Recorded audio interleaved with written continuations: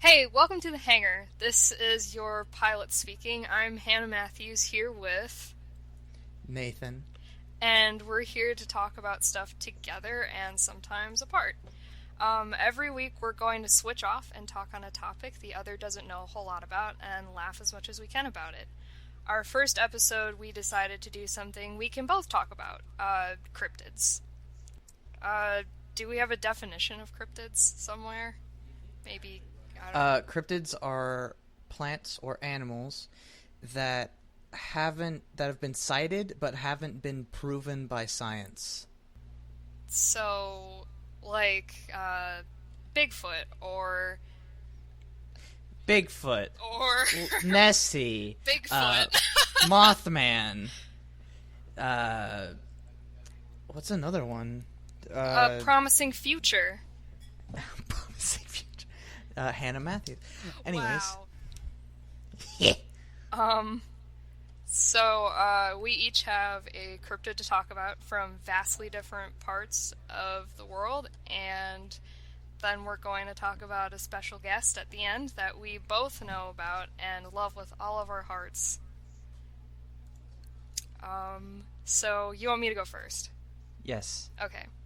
But first, dicks out for Mothman. No, stop.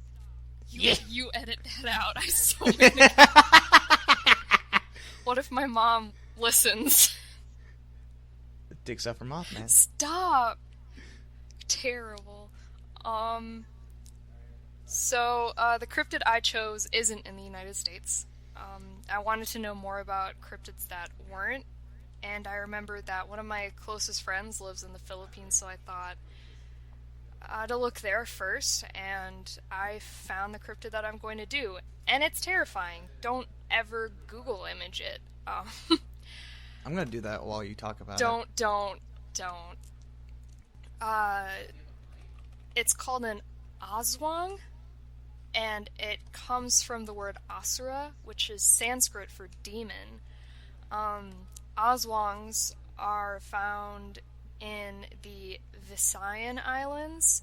It's like a cluster of like 6 islands in the middle of the Philippines, and they're mostly said to be spotted in the southern parts of Luzon, which is the 4th most populous island in the entire world.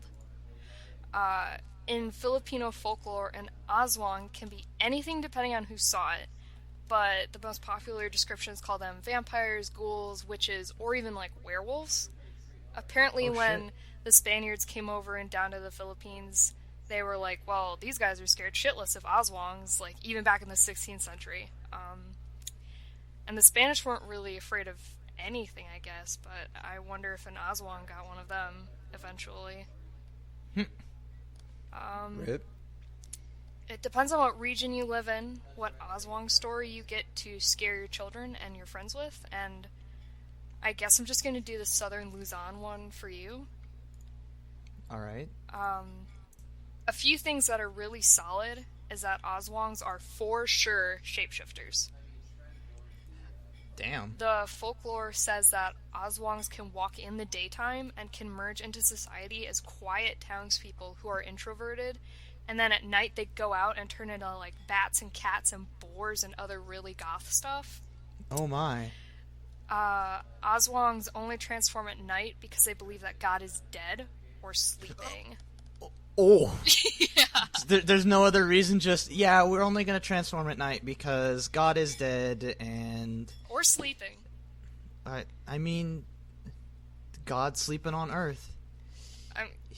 We all been slept on. True. Aswangs are physically much more like humans at daytime. They can only change their appearance at night, like I said, when they feel that they are in need of food. It has been said that if an Aswang marries a human, upon their wedding, his or her mate would become an Aswang as well, but they, like, don't reproduce. Barely. Oh. The couple may hunt together at night, but will go in separate directions, either to avoid detection by humans, or because they don't like to share their meal. Damn. It's greedy. like, yeah, it's like when, you go to try your friend's food, and you slap their fork away, but they let you try their food. Oh. Yeah. Like, Oswong, I'll yeah, let you try my food, but fuck you. but if you try when I'm not looking, I'm gonna stab a fork in your hand. Yeah, basically. Oswongs can be befriended. Shit. You can brofist them, yeah. Good! They can talk to you like any normal human. They laugh and cry, get angry, get humiliated and hurt, and feel jealousy. These creatures don't harm their friends and neighbors, and were said to be exempted from their target victims for food, which makes this saying in Filipino culture make more sense. It's better an Oswong than a thief. Oh. Yeah, so I guess the concept is if you see someone living next to you and you figure out they're an Oswong, it's better to have an Oswong living next to you than someone who would steal from your house. Yeah. Because, I mean, you're basically alright if you're... Friends with a vampire. Yeah! Yeah. You're friends with a vampire. It's like having home security without having to pay for home security. Yeah. So, I mean, it would probably cost, like, maybe a cup of sugar every time they come around. Yeah. It's like, hey, yeah, you should give me some cup of sugar, bro. Or, if you don't give them this cup of sugar, they will eat your unborn children and babies. They really like to eat hearts and livers, and to get to unborn children through pregnant women, they have this proboscis sort of straw tongue, and they like stick it down into the stomach of the pregnant woman and slurp it up like soup. So basically they Capri-Sun a person. Yes. Yes. Oswong's Capri-Sun babies. I looked up a few pictures of Oswongs, yeah. And alright. Yeah. Alright. So I'm right? They're scary. Sorta. I mean, if I met one in real life, that would be terrifying. Yeah, obviously. exactly. I would lose my shit. Yeah. Probably literally and figuratively. But from a picture, So, to make you feel even more disturbed about them, they're said to be so thin that they can hide behind a single bamboo post. Damn. That's, you got, like, fashion magazines clamoring to know their secret. There are also a lot of accounts saying that they make clicking noises that confuses humans with the wings they sprout to fly around at night to look for baby Capri-Suns. It's louder the farther they are away and quieter the closer they are. Damn. They may also replace their live victims, like pregnant women that aren't pregnant anymore, with stolen cadavers that they doppelgang, made of tree trunks and plant materials. Like, I saw a lot of banana leaves and stuff being used. The doppelganger will return to the victim's home only to become extremely sick and then die. Oh. So it's not like an asshole doppelganger. It's like, I'm here for like a few days and then they just kind of die. So that they don't suspect an basically, Oswang. Yeah. They shadow jutsu. Yeah. Yeah. Oswongs use substitution jutsus. Yeah. Yeah. Confirmed. Confirmed. So you'll really relate to this part. An Oswong has bloodshot eyes because the result is staying up all night searching for houses or wakes that they can steal bodies or children to eat from. Okay, are you saying that I stay up all night and eat children? Yes. Now you listen here. So Like vampires, Oswongs are repelled or killed by garlic, salt, and religious artifacts or weapons, like holy water and So rosaries. literally vampire stuff. Yeah, Simon Belmont could kill an Oswang. Yeah. Um, Yeah. they're Alucard confirmed Oswald. Yes, they are also killed using a whip made entirely of a stingray's tail called a bontot pagi, which may also be used to repel the creature, like not kill it, but more so use bug spray on it. Oh, okay. Oswongs are supposed to be scared of the sound that the whip makes. Oh. It's said that they also cannot step on holy consecrated ground like churches and stuff. So that's why they go to like wakes instead of plundering church graveyards, because that's the only way they can get at cadavers. Mm-hmm. And certain special prayers can be posted on doors on like paper or rolls of parchment or something. And entrances are usually the place to put them, not so much inside your house, but outside, so that they can't come in the first place. But they really like to use roofs, so... Yeah. So just kind of hop around in between roofs? Well, yeah, they kind of Batman it, but then they use these sharp drill-like teeth, and they just, like, Looney Tunes cut a hole in the roof and hop down. Looney Tunes. Goddamn. Shit, then. We might have chosen just a teeny tiny bit similar cryptids in ability. Okay, well, I have a little bit more. I know. Yeah. A good example of a protection charm from an Oswong is the red and black bead bracelets worn by newborn babies. Oh. And it is said that to spot an Oswong at daytime, just look in their eyeballs. You'll notice that A, they're bloodshot, and 2, the person in front of you is an Oswong if your reflection in their eyes is upside down. Interesting. And another way is looking in a tuwad manner, which means that you bend over and look at the person from between your legs upside down. Oh. The person is an Oswong if the image of the person is different when you look at them in the tuwad manner. And so that manner is basically you have a looking glass between your ass. Yeah, well, I mean between your legs. Well, yeah. Listen, joke. A person, it is said, that doesn't have a philtrum is also an Oswong. Yeah, and it is said that the oil that you make, it's called an albularreos. I don't know what it's made of, I didn't look it up, but it's an oil, and it'll boil, and it will bubble if an Oswong is near. Which is another way to check if your neighbor is an Oswong, because if they come in your general direction towards your house, then you'll be like, living next to a vampire. I hope he's doing okay. The last way that you can tell if your neighbor is an Oswong or a friend is to check if their feet are on backward. Oh. Alright. So you can either find out if your friend is an Oswong by boiling oil or putting beads on your baby or checking their feet out, like, casually.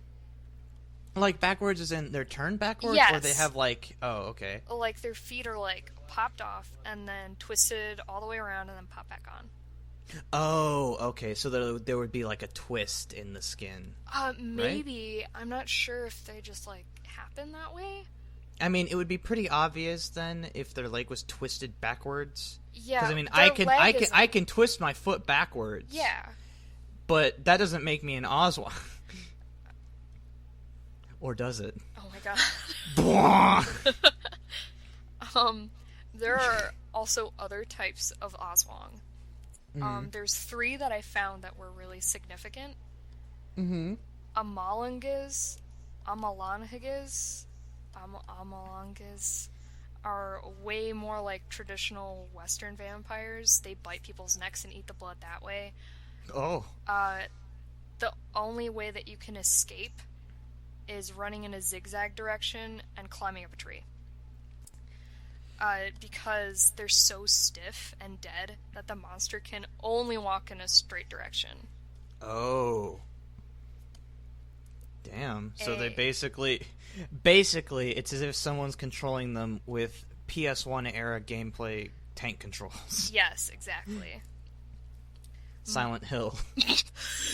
The monster.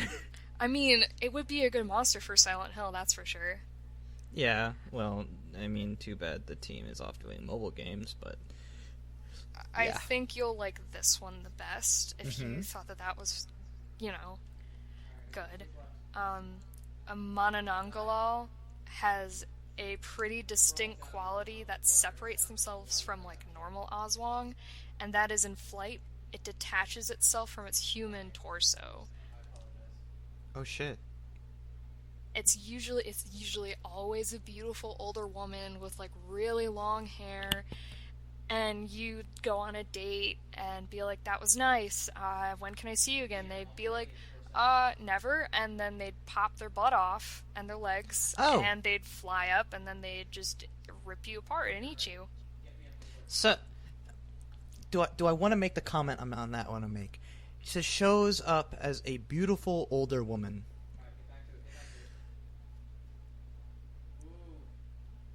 A cougar. Oswong. A cougar Oswong. Confirmed. The last Oswong is called a Sigben, and they suck the blood out of their victims from their shadow. What? A Sigben usually turns invisible, and no one can see it, and the only way they can tell that the Sigben is there is that it creates a nauseating stench. Oh. And since it's invisible, I don't know how this description comes about, but the creature resembles a hornless goat, and usually it's connected to the Oswong as a type of familiar. Oh, okay. Yeah, so vampires from the Philippines have shadow ghosts that are also goats that suck the blood out of people, but I don't know if it's like for them or if it's just for the Sigben. I would think it'd be for the Sigben. Yeah, I guess so. I mean, everyone's got to eat. Yeah. Such a weird difference because it's literally a vampire, and you compare that to Western vampires, which are just literally like, Dracula and blah blah Zuckya blah. And then Philippine vampires have fucking shapeshift and have familiars. Like, okay, alright. Which is why I also really like that it can translate into anything. It can translate into vampire, but it can also translate into ghoul or witch or werebeast. So, like, you have all these possibilities, and it just really depends on where you live, which island you're on in the Philippines, to get this story. Like, you could live in Luzon, and you could have this vampire story, but then a cousin in northern Luzon could have a witch story instead. And interesting. Yeah, they're also usually women. Oswongs are, which I guess makes sense with the witch stuff. A lot of women, either women being attacked by cryptids or women cryptids. Yeah, which is also something that is really meta and interesting to talk about, because in a lot of fairy tales it's like that as well. Lots of cautionary tales of like old women coming to sit on your chest and strangle you, or like watch out for the women that died on the bridge and her baby was lost and she went crazy, and all this other stuff. Like, it's always women that seem to be the monsters in the story, and I'd elaborate on it further, but that's for not another the time and topic. place. Yeah. It's fucked up. That's fucked up. I mean, it also can empower women to be like, ah, yes, I'm terrifying. Absolutely. Go away. I'll suck your blood out, dude. Yeah. Through my butterfly straw and Capri-Sun your baby. Get out of here. Capri-Sun your baby. Like, give me the sweet bob. I think maybe they would like fruit punch the best. I mean, well, is that just going off color? I mean, yeah, usually fruit punch is red. Well, yeah, but I mean, what's not to say that blueberry? I mean, do you know what a baby tastes like? Especially No, a baby still in the womb? not No. particularly. No. So, I mean, just going off the color, maybe. But if it was the taste, then, it could be blueberry. It could be strawberry. I mean, but fruit punch is like everyone's favorite. Yeah, that's true. It's the like national favorite. If it's the national favorite, Oswongs have to love fruit punch the best. But what would Bigfoot like? We're not talking about Bigfoot. We're talking I about know. Oswongs. I know. But you mentioned drinks. Yeah. And then it was internet, and since that's a national deal, or international deal, then what about others? Well, why don't you tell me about your cryptid? What would your cryptid like the best of the Capri-Sun flavors? Probably grape, because it's an asshole. Oh, yeah, you know what? You're right. You don't even know which one mine is. No, why don't you tell me what it is? So, Spring-Heeled Jack Oh. is a motherfucker and needed to calm the fuck down. Very true, very true. Though he is whoever Spring-Heeled Jack is could possibly be dead, because the last sighting was in 1904, like recorded sighting, in Liverpool. There's supposed sightings in various places in Britain, and specifically London, Liverpool, I think some other area. I don't think there was another area. I think it was just Liverpool and London. So how? And then various parts of the eastern U.S. So how close is London to Liverpool? I have no idea. Okay. Why don't I check? How close is Liverpool to London? So it's like 221 miles. So it's quite a ways from London. It's a few hours. As far as I know, from just looking around, he moved around sort of sporadically, because he's a big entity in English folklore from the Victorian era. Right. The first claimed sighting was in 1837.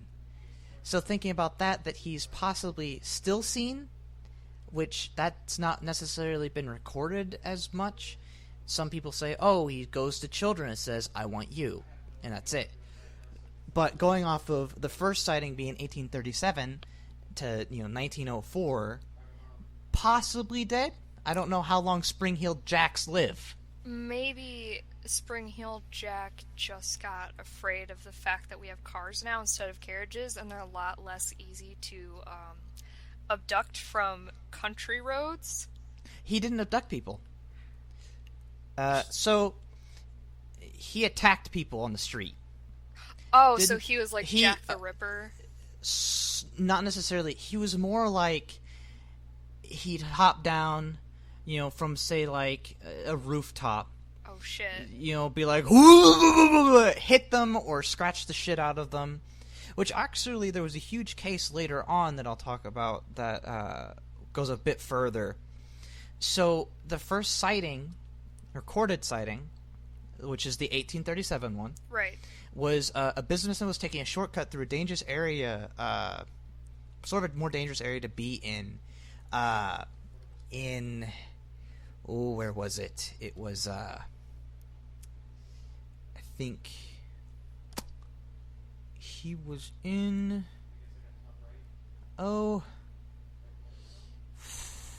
was he in Liverpool? No, he was in London, actually. It started out in London. The Okay. whole deal started in London. So Spring-Heeled Jack went for the bigger city. Yes, I guess. But, he jumped down in front of a businessman who was taking a shortcut through an area that was known to be dangerous, because he wanted to get to work quick. Oh, shit. Okay, that'll do it. And he was recorded... So this was early in the morning, right? I couldn't find any specific time. Okay, that's okay. All I know is at night. Oh, okay. Yeah. So he jumped down from a church building into a courtyard. Yeah. And just scared the shit out of this dude. And he had it just reported it to police. There was actually a bunch of investigations at some point. And he's recorded to look like he has red eyes, they had been said to be like balls of fire. Of course. So basically mixtape eyes. Yeah. He had 70 sightings in and around London. 70 sightings within and around London? Yeah. So he's busy. I guess. He has no rent to pay. He's living on people's roofs. Well, I mean, he was said to have supposedly have a metal corset, wearing a metal corset bolted to his body. What? Yeah. And he could also belch blue and white flames. So Spring-Heeled Jack is a dragon. I don't know, but that's sick as fuck. In the early 19th century, there were reports of ghosts that stalked the streets of London. And they were human-like figures described as pale. And it was believed that they stalked and preyed on lone pedestrians. The stories told formed part of a distinct ghost tradition in London, which it's argued that supposedly set up the foundation for the legend of the Spring-Heeled Jack. Because of ghosts? Yes, because of an initial ghost, I guess, mythology in London. Okay. And there was a bunch of ghosts in that set. The most important of the early entities would be Hammersmith Ghost. Yeah, I know the Hammersmith. Yeah.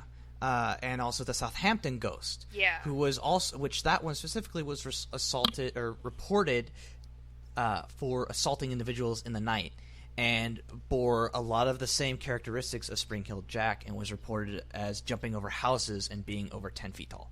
What? He was 10 feet tall? No, but there was very few, I guess, that called him over 10 feet tall.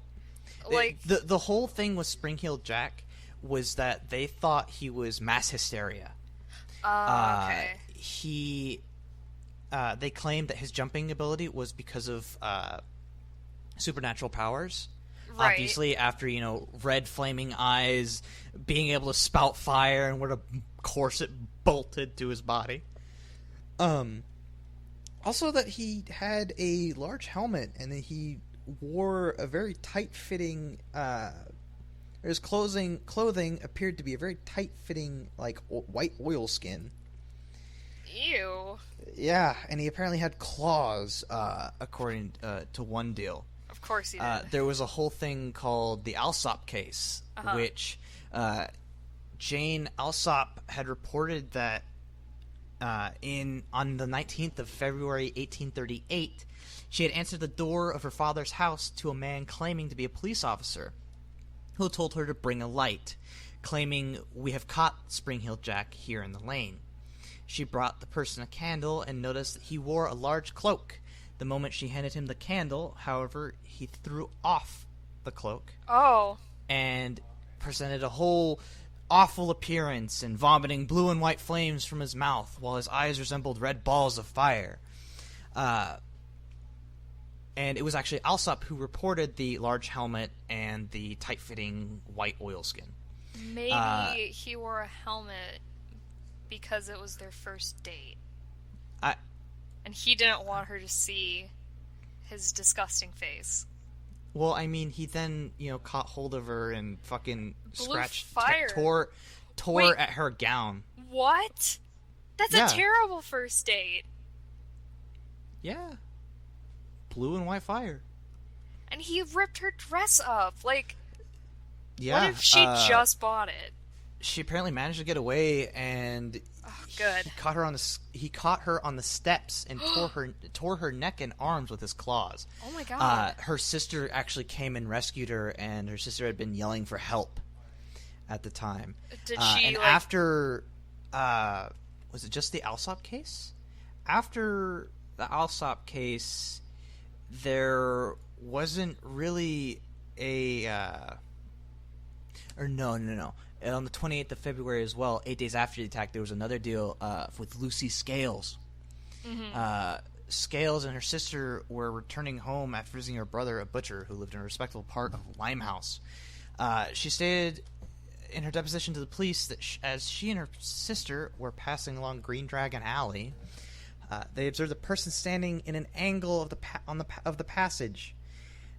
She was walking in front of her sister at the time, and just as she came up to the person who was wearing a large cloak, he spurted a quantity of blue flame in her face. Coincidence? Dragon Alley. He's a dragon. Yeah. I mean, maybe. He's a small dragon. Apparently that deprived her of her sight, and she was so alarmed that she just dropped to the ground and seized with violent fits, which continued for several hours. Oh my god. Apparently her brother had heard loud screams from his sisters moments after, and went running up Green Dragon Alley and found Lucy on the ground. I guess her sister, who had seen what happened, described him as being tall, thin, and gentlemanly appearance. There's actually a lot of illustrations and imaginings of Spring Hill Jack. Even from like one of the easy to find ones is one from 1867, and it's him jumping out of a house with some lady. Why does he just steal ladies? Why doesn't he ask nicely? I don't know. He after a while he just kind of fucked off too. Maybe he got tired of dealing with his thieving ways of trying to steal ladies and decided to go to one of those AA meetings, except for how to be a gentleman and not a fire-breathing, disgusting monster.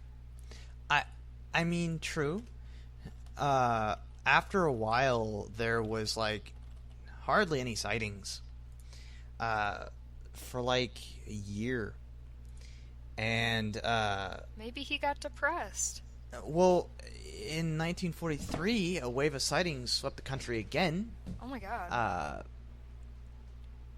He just a report from North Hampshire described him as the very image of the devil himself, with horns and eyes of flame.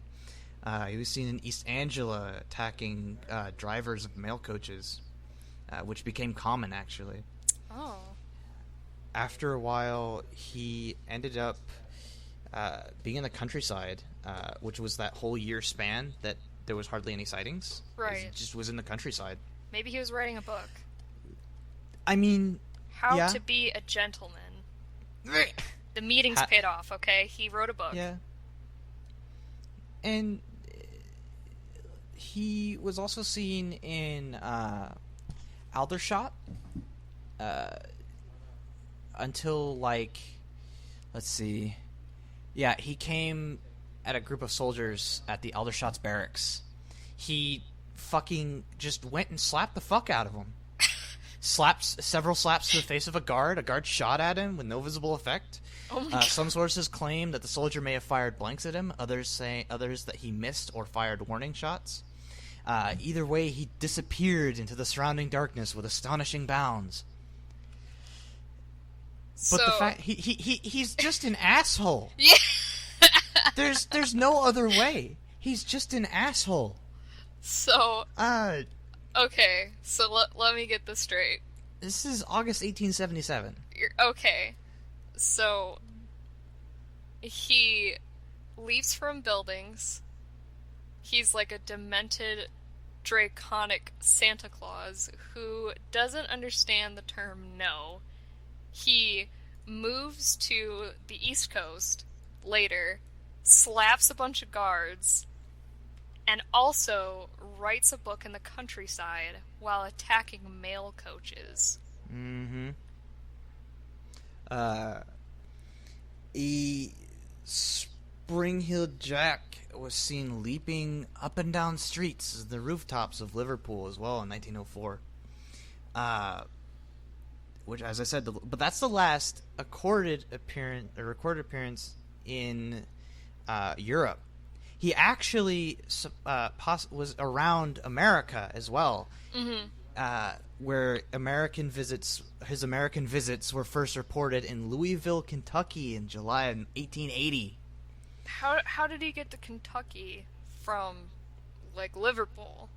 I don't know. He probably went to England, stowed away on some boat or something. He's fucking Spring-Heeled Jack. Yeah, couldn't he just, like, jump from a roof and be like, hey, Kentucky! Kentucky is mine!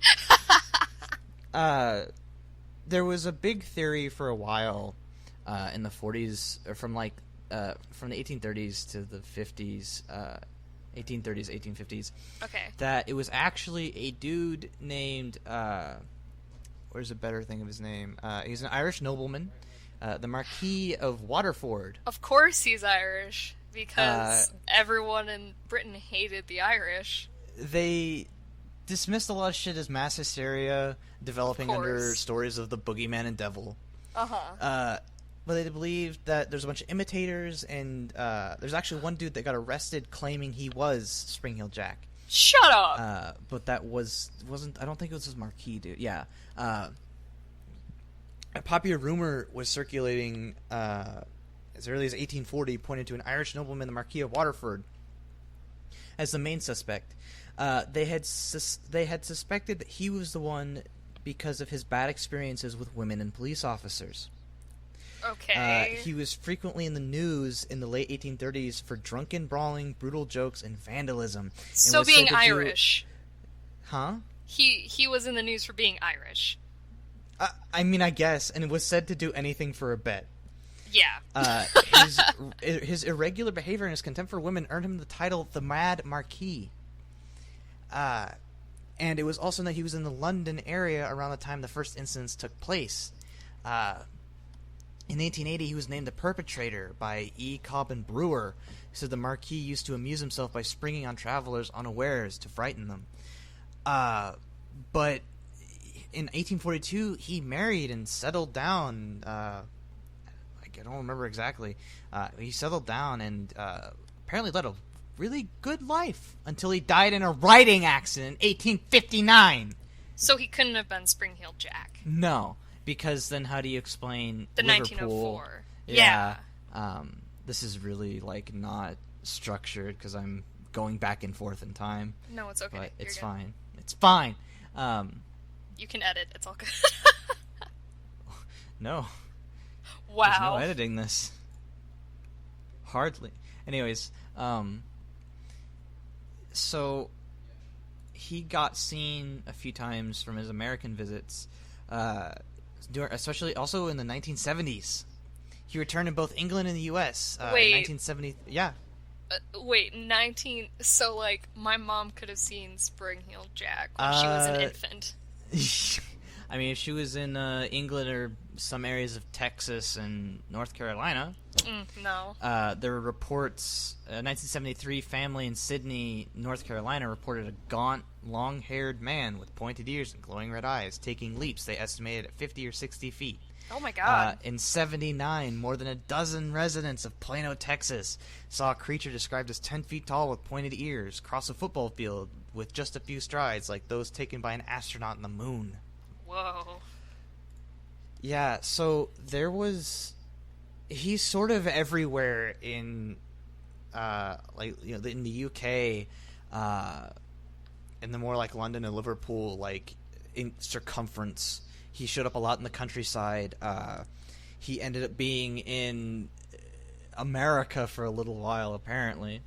In Texas? Yeah. Like, who wants to... Okay. Yeah. I thought he'd stick to, like, more highly dense treed areas, because then trees can get really big and he can just, like, crouch and be like, nobody here, not Spring Heel Jack, no. Yeah,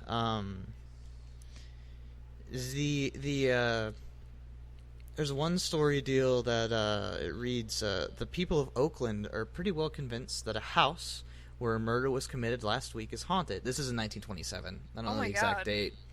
The experience of a certain electrician, as recounted by the worthy AP, was terrifying enough. John Smith, electrician, said he passed the murder house recently, and a tall, heavy-set man, garbed in gown like a black kimono, and wearing a strange-looking thing on his head, walked out and started after him. Smith said he ran as fast as he could. The context is that the house was the crime scene of a gruesome murder of a 15-year-old schoolgirl, Mabel Mayer. A murder that got nationwide coverage and remains unsolved.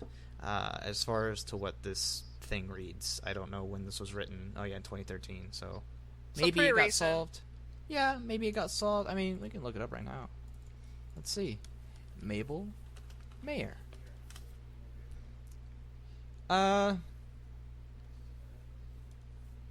Yeah, I don't think he was solved ever. Yeah. Yeah. So yeah. Dead. And then no explanation. Is that all I have? I think that's all I have on Spring Heel. So... But he's a dick. Yeah. He's a dick. It could be multiple people. It could have just been one thing. So yeah. we both had cryptids that liked rooftops and scaring the shit out of people, but at least mine had the manners to keep the people around it safe. Yeah, mine just sort of jumped down like in the Aldershot barracks and just slapped the fucking guy. Like, okay, but... Yeah, and I think at one point he also murdered someone, but, I mean, that... It's fine. Was there any correlation between Spring Heel Jack and Jack the Ripper? I mean, the whole deal with making a woman let him into the house with the whole, like, I'm a police officer, but I don't know enough on Jack the Ripper to know. Because didn't Jack the Ripper, like, say, hey, let me in your house, I am a pretty man? No one's really sure if he was actually an attractive man, because he sought after prostitutes. So, like, when... Spring Heel Jack the Ripper... Right, yeah. There's if you're named Jack and you live Jack in London also, like, in the such a Victorian common era... name Yeah, but I mean, if you lived in London in the Victorian era and your name was Jack, you're probably a murderer or an asshole.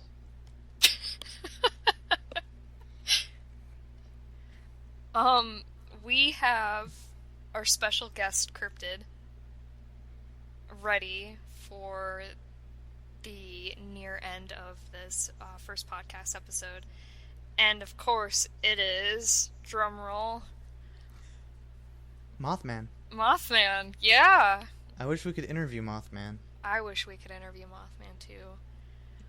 Would you like to, let me introduce Mothman? Yeah, do it. So, Mothman is a cryptid, as everyone probably knows, who hangs out in Point Pleasant, West Virginia. It's kind of on the border of West Virginia and Ohio. He was first spotted in the late mid-60s, 1960s. The first newspaper report was published in the Point Pleasant Register, dated November 16th, 1966, titled, "Couples See Man-Sized Bird Creature Something." And that's kind of what started it. I mean, then he was introduced by Gray Barker in 1970 and then popularized by John Keel in his book in '75 called The Mothman Prophecies, claiming that there were supernatural events related to the sightings of Mothman and connection to the collapse of the Silver Bridge. There is a 2002 film of the same name starring Richard Gere, and it's based on Keel's book. And there's an annual festival in Point Pleasant devoted to the Mothman. All hail the glory of Mothman. So, can you tell us some behind-the-scene, Wayback Machine history of Mothman? Actually, in November 12th, 1966, 5 men were digging a grave in a cemetery near Clendenin, West Virginia.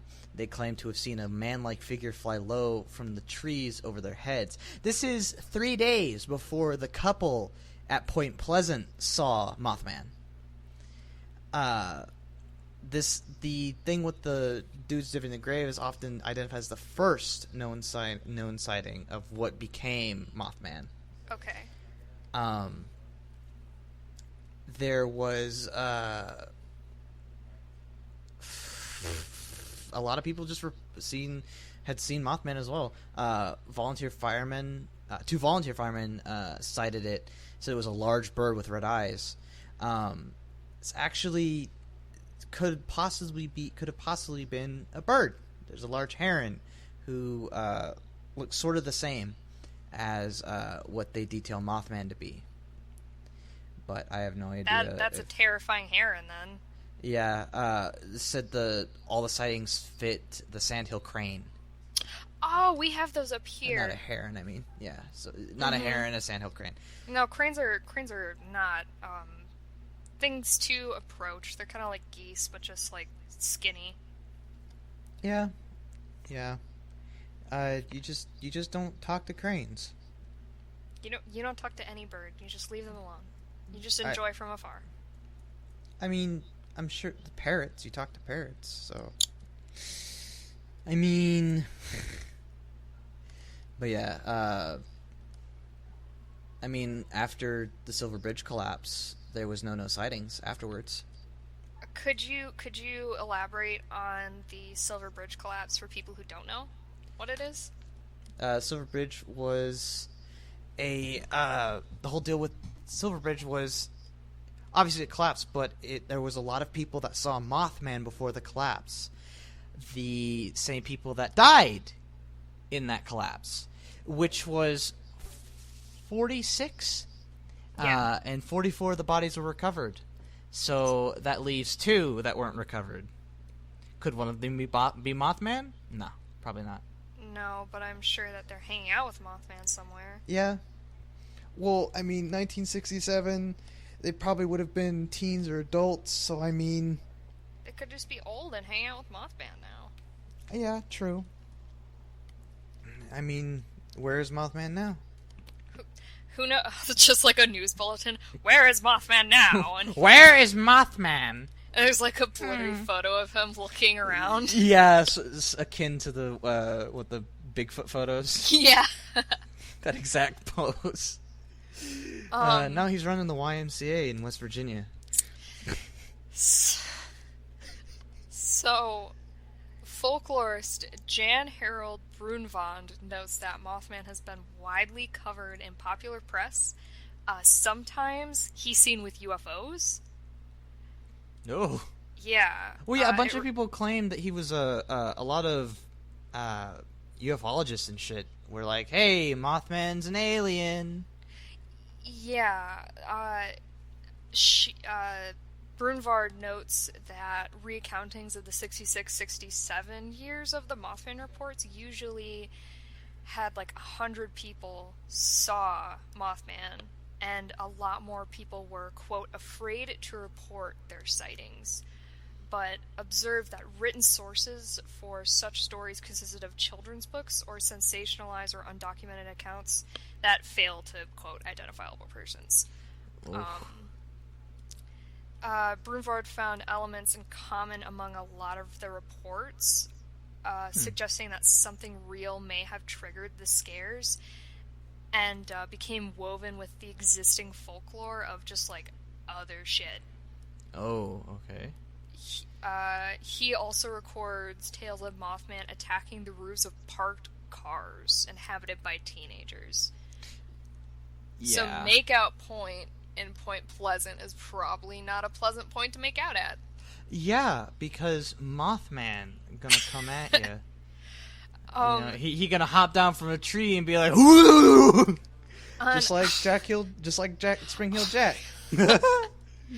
On the other hand, the skeptic Joe Nichols says that a number of hoaxes followed the publicity generated by the original report, such as a group of construction workers who tied flashlights to helium balloons and sent them off, and it was kind of like a prank.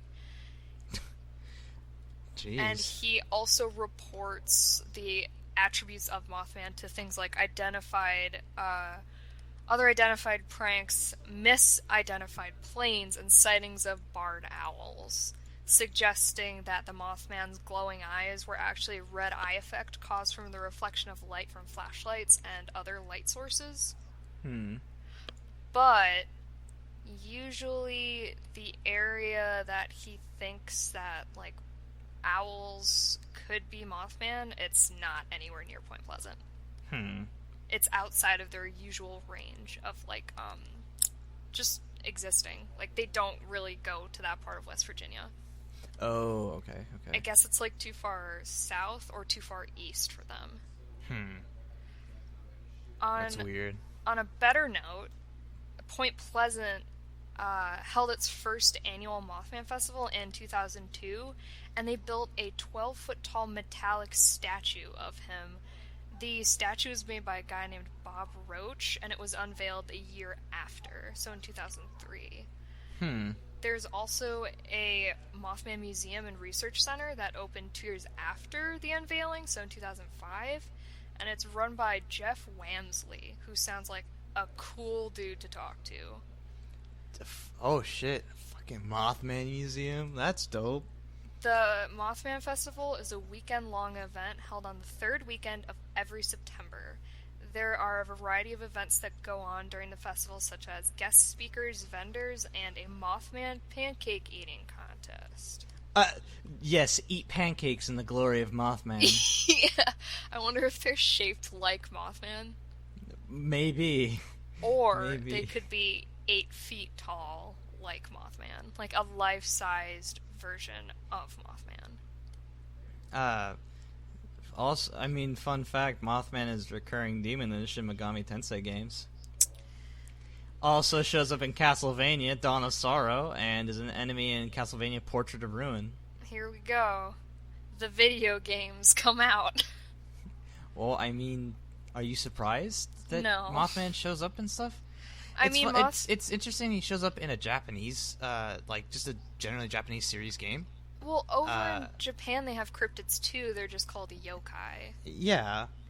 But I mean, do they have Mothman in Japan? I'm pretty sure that due to popularized media coverage and technology creating a smaller communicative area to a much bigger place, like the world, they would definitely know about Mothman through, like, the internet and stuff. That's true. They, But where's the, like, documentary footage called Mothman Goes to Japan? I bet that a lot of people would love Mothman in Japan. They would take a lot of pictures with Mothman. They could make, like, the domo be a Mothman. They could do the alternate design to that. Yeah.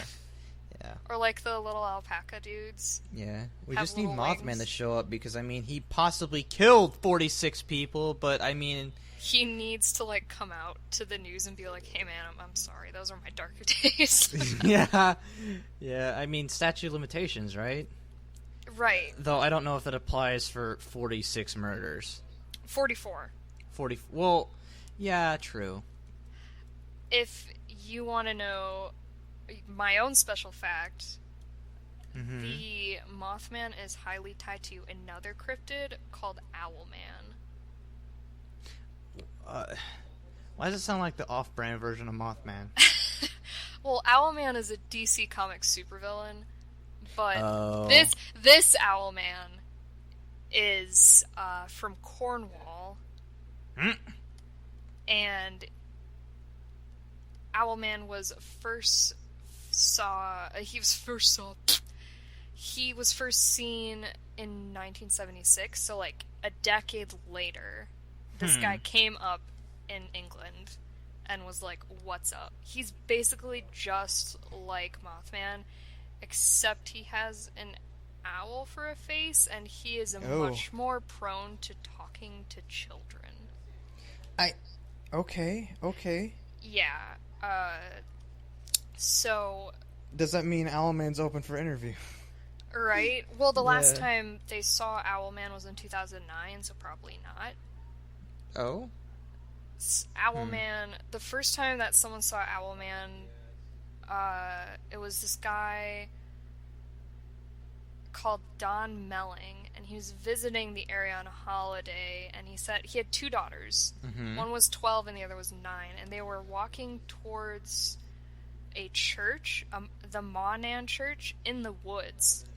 And they saw this large creature hovering above the church tower, and they got scared and ran right back to their dad. And then the second sighting was a 14-year-old, a few months later, was camping with a friend in the woods near the church. And according to her account, she stood outside the tent, heard a hissing sound, turned to see a figure that looked like an owl as big as a man, with pointed ears and red eyes. Shit. The girls reported the creature flew up, revealing black pincer-like claws, and then went away. Damn. And so then, people just want... Owlman just wants people to leave him alone? I guess so. I mean... Unless he murdered someone. In I think it's a documentary. It's called Alien Animals. It was made in 1985. Some British paranormal researchers named Janet and Colin Board pointed out that the Monan Church is built in the middle of prehistoric earthwork, and they suggest that the church may be built on a ley line, which is a straight line that passes through and links several ancient sites together. And it is speculated that Owlman may be a manifestation of earth energy that, like, protects the Monan Church ley line. He's a confirmed elemental? Yeah, I guess so. And everyone is like, no, it's just birds. Like, it's not a big deal, it's just fucking birds. Yeah. Which I guess will keep the public, chill, but we have Mothman and Owlman flying around, killing people, and talking to little girls in forests and hissing at them. Yeah. Yeah. Restraining orders put on Mothman and Owlman. Well, do you know when the last time they saw Mothman was? Like, do you know when the last account was? Isn't that literally just after the Silver Bridge? Because there hasn't been anything else, and that was 1967. December 15th, actually. 1967. So, maybe Mothman traded off with Owlman? He, like, clocked out and was like, you terrorize people for a few decades. Yeah. Well, it's because of that deal, that collapse, that they're like, yo, Mothman sightings and bridge collapse were connected. How Mothman collapsed the Silver Bridge? No idea. You would have to look into the Silver Bridge collapse. I mean, maybe it was just weak infrastructure, because I guess a lot of cars were on the bridge that night. And ice can really fuck shit up when it gets cold. Apparently, the cause of the collapse was the failure of a single eye-bar in the suspension chain. Yep. Because it's eye-bar chain suspension bridge, 'Cause built it in was 1928. Cold. Yeah, so that bridge was it was old. It was cold. Things snap off in the cold when they're metal. And it had been carrying much heavier loads than it had originally been designed for, and it had been poorly maintained. Yep. So maybe Mothman is just heavy. Or we're just blaming Mothman to cover up our poor bridge construction architecture. It was 1928, so I mean, makes sense. Yeah. And I don't think cars were as En masse. Yeah, en masse. Yeah. In 1928. So Plus, I I bet mean, cars are a lot heavier than carriages yeah, definitely. when they're holding a lot of people. Yeah. And At the time of the bridge concentrated. construction, the typical family automobile was a Ford Model T. Yeah. With the weight about 1,500 pounds. The maximum permitted truck gross weight was about 20,000. Yeah, and having 46 people, Yeah, all in cars. And at the time, a typical family automobile weighed about 40,000 pounds. Or 4,000 pounds, not 40,000. So what, that's double the truck? No, that's just the family automobile. The family automobile was the Ford Model T back when it opened, which was the weight of 1,500 pounds. Right. The typical family automobile by the time it collapsed was 4,000 pounds. So it tripled in weight, quadrupled in weight. Yeah. And the large truck limit was 60,000 pounds or more. And bumper to bumper traffic jams were also a big thing for that bridge. Right. Occurring several times a day, 5 days each week, thus causing more stress to the bridge. Right. So Mothman could have just been flying over and saying hi, and all of the people just... Hey, it's Mothman! Yeah. Collapse. Plus, because it was December and the bridge goes over a water source, they could have died not from the collapse, but from the collapse into the water. Yeah, because then, depending on how that fell, the probably was sucking them down into the water. Yeah, especially, we don't know if the river was iced over or not. I don't know. I don't know the weather of Pleasant Point, West Virginia. Or Point Pleasant. Yeah, I don't either. Yeah. Design life was 39 years. So that lasted a bit longer than it was designed to. Yeah, so they definitely should have done something to replace the bridge. At least the I-beams. They could have adjusted something the deal. But it's a major bridge, isn't it? And so I mean, connected Point Pleasant, West Virginia and Gallipolis, Ohio. Yeah, so it must have been over the Ohio River. Yeah. So maybe it was a major bridge. That's why they didn't do anything about it. Maybe, because then it would stop people from being able to go to work or home. Yeah. Yeah. Whoever needs to go between Ohio and West Virginia, damn. But yeah. Is that all we have on Mothman? I think that's all we have on Mothman. Good. That was our first episode. We did it. Mm-hmm. I will be trying to put episodes out every week. I think 2 singles through the week, and then the last episode of a month will be a dual episode. Like this one. Yeah. Where we both have information, and one of us isn't just making But this is the dumb 22nd jokes. as time of recording, so I mean, it's fine. It's fine. It's close. Mm-hmm. Yeah. So yeah, I think that's it. All right. Thank you for tuning in to our first episode on the Hanger Podcast. So I'm sure you could tell the information thing at the end clipped out, and I'll have to do having to do this as a separate recording. I'd like to give you some information along the lines of our social media, how to contact us, general stuff about our podcast. And I'd also like to update you on format, because I don't think we were clear when we were initially talking about it near the end. So what this is going to be is there will be 3 episodes in a month. Each week of that month, we will have 2 of those be single speaker recordings, which will be one of us will do one week, the other will do another week. We can't tell if it should be like, first week will be me, second week will be Hannah, or vice versa. But I do know at the end of the month it will be a 2-speaker recording, which will be both of us talking about a subject we both know. Maybe we know some things that the other doesn't, or one of us talking about a topic that the other doesn't know a whole lot on, and so it's sort of more like giving them what the other knows to kind of buff them up. But we still generally talk about that topic.